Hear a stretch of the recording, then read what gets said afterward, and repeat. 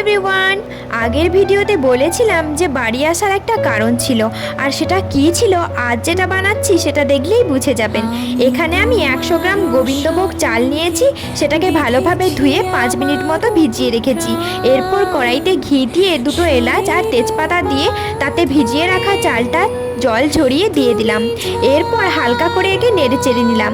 গ্যাসের অন্য ওভেনটাতে আমি দুধ গরম করতে বসিয়েছি। দুধটা একটু ফুটে উঠতেই আমার ভেজে রাখা চালটা ওতে দিয়ে দিলাম, দিয়ে একটু ভালোভাবে নেড়ে চেড়ে নিলাম। এরপর একে মিডিয়াম ফ্লেমে 10 মিনিট সেদ্ধ করব।